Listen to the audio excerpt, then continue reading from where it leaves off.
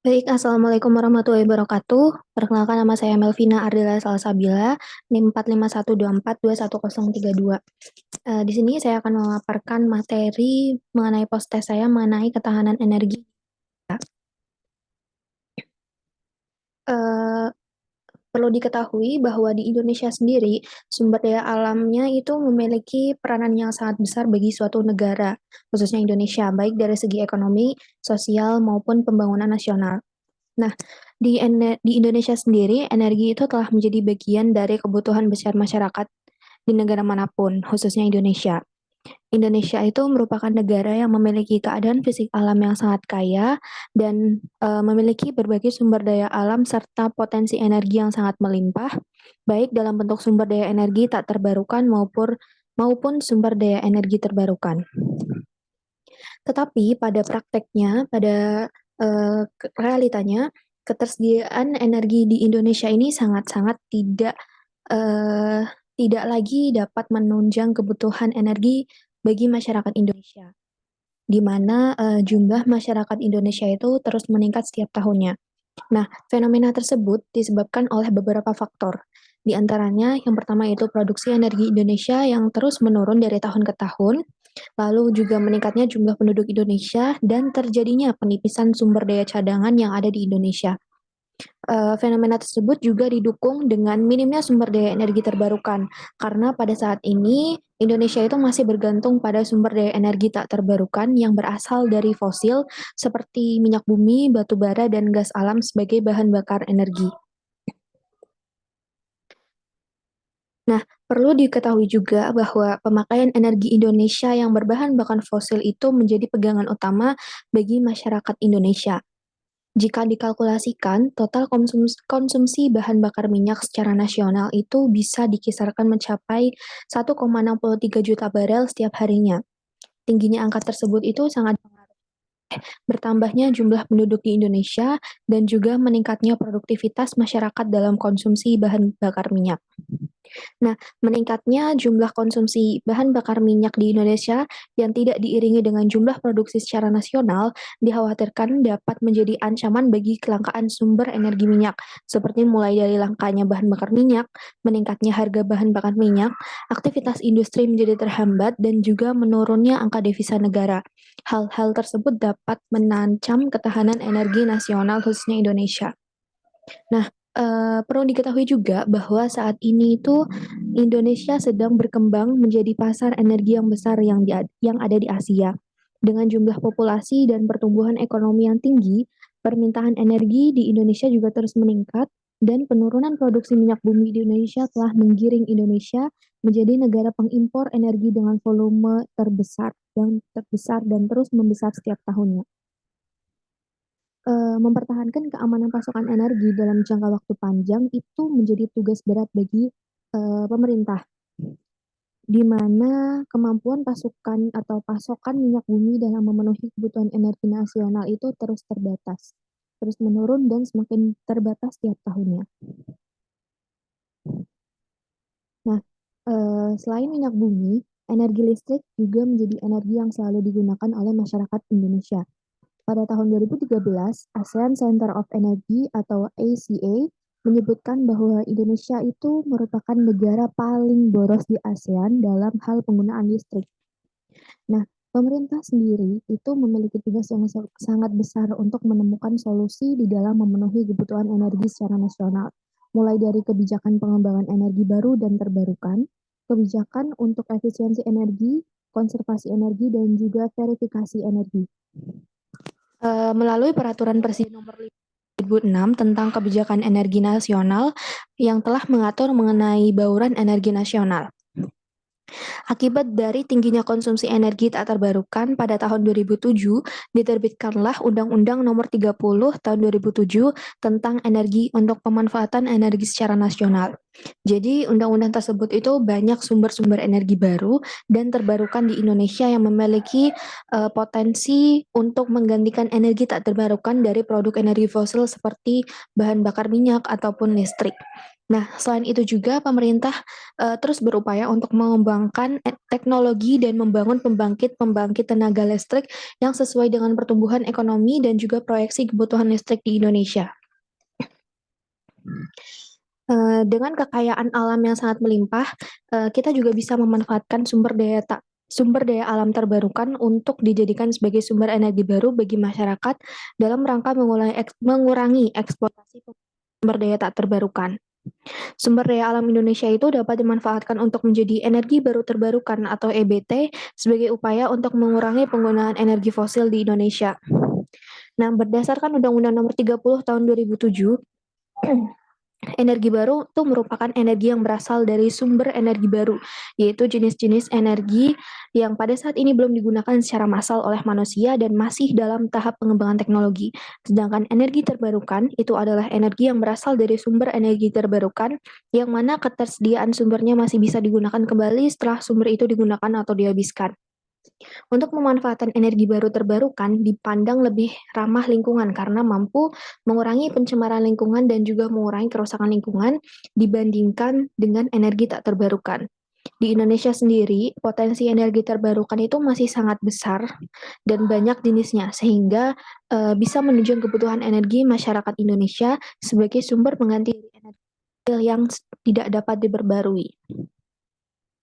Nah, kita tahu bahwa di Indonesia itu memiliki banyak potensi yang bisa dikembangkan untuk menjadi energi baru terbarukan.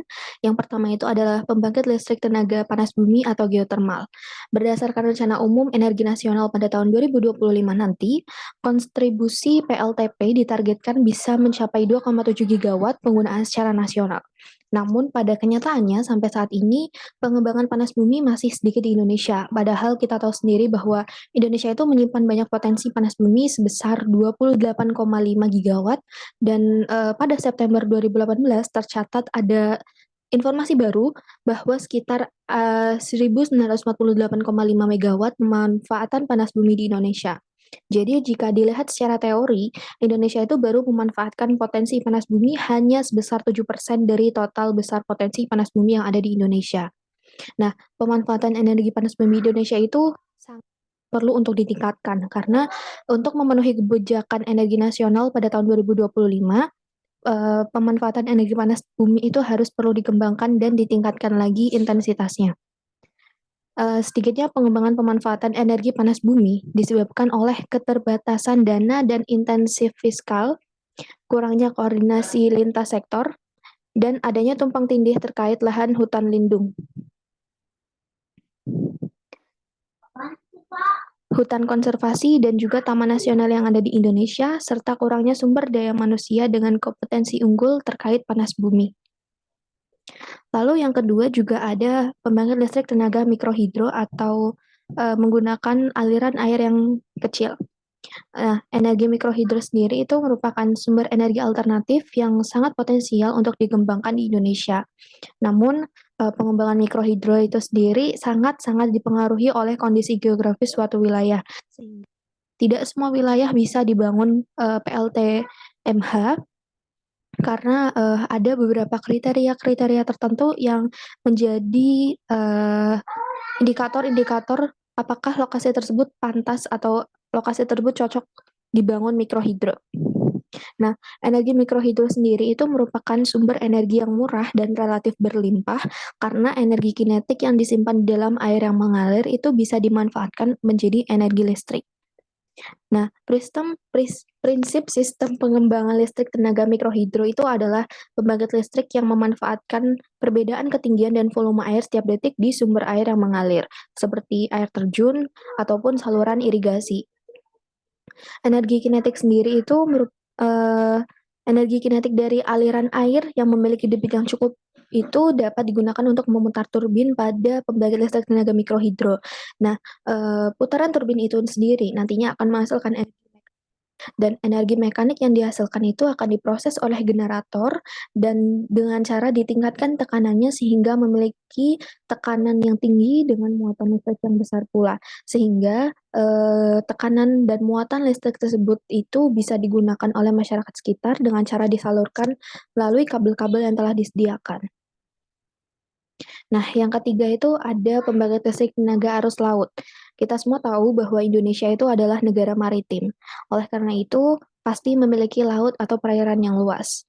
Nah, energi baru terbarukan dapat diciptakan dari gelombang atau arus laut. Energi laut sendiri memiliki potensi yang cukup besar, yaitu 17,9 gigawatt. Namun, di Indonesia sendiri pemanfaatannya masih sangat minim. Potensi energi laut di Indonesia apabila disejarkan akan sama dengan kapasitas pembangkit listrik yang ada di Jawa Bali, yaitu sekitar 53,3%-nya. Nah, saat ini masih belum tersedia canggih yang mampu membangun pembangkit listrik tenaga arus laut, sehingga itu menjadi alasan utama atau penyebab utama minimnya pengembangan pembangkit listrik tenaga arus laut. Meskipun, kita semua tahu bahwa Indonesia itu memiliki potensi dan kekayaan yang cukup murah untuk diterapkan secara luas di, seluruh wilayah Nusantara. Nah, kita semua tahu sendiri bahwa Indonesia itu sedang berupaya untuk beralih dari negara berkembang menjadi negara maju, dengan cara meningkatkan keefektifan dan meningkatkan kualitas dari segala sektor, salah satunya itu adalah sektor industri. Nah, kita tahu bahwa sektor industri yang sekarang lebih memilih untuk menggunakan energi listrik karena dianggap lebih murah dan lebih gampang untuk diakses. Lebih murah karena kita semua tahu bahwa Indonesia itu termasuk dalam oversupply dalam segi listrik. Jadi, pihak industri mau dan lebih memilih untuk mengeluarkan biaya yang besar untuk membeli listrik karena terbilang praktis daripada harus mengelola, sumber daya baru untuk dijadikan listrik pada pengolahan industri mereka. Nah, untuk penggunaan energi baru terbarukan dalam sektor industri itu sangat mempertimbangkan aspek keberlanjutan dengan 3 aspek atau sektor atau indikator utama. Yang pertama itu ada keuntungan sektor industri sebagai aspek financial sustainability, di mana bertujuan untuk mendapatkan keuntungan sebesar-besarnya seperti biasa. Lalu yang kedua ada indikator, kedua yang mana mengurangi jumlah emisi yang dihasilkan yang berdasar pada aspek lingkungan, di mana tujuannya adalah diharapkan industri dapat menghasilkan emisi dengan jumlah yang sedikit. Untuk indikator yang ketiga, yaitu perekrutan sumber daya manusia sebagai aspek sosial, di mana hal tersebut bertujuan untuk memiliki tingkat pekerjaan yang setinggi-tingginya. Jadi, apabila dilihat secara luas, energi baru terbarukan di sektor industri itu bukanlah hal yang buruk untuk dicoba dan bukan hal yang buruk untuk dilakukan.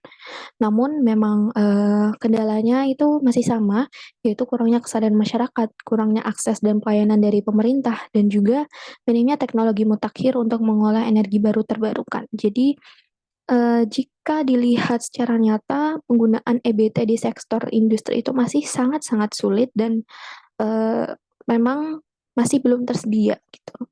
Dan mungkin memang ada untuk industri-industri kecil yang sudah memanfaatkan energi baru terbarukan seperti menggunakan panel surya atau energi pembangkit listrik tenaga surya ataupun mikrohidro pada di UMKM kecil gitu. Tapi untuk di sektor industri itu tuh masih industri yang besar khususnya itu tuh masih sangat sulit. Jadi mungkin sekian yang dapat saya sampaikan. Mohon maaf apabila banyak kesalahan. Terima kasih. Wassalamualaikum warahmatullahi wabarakatuh.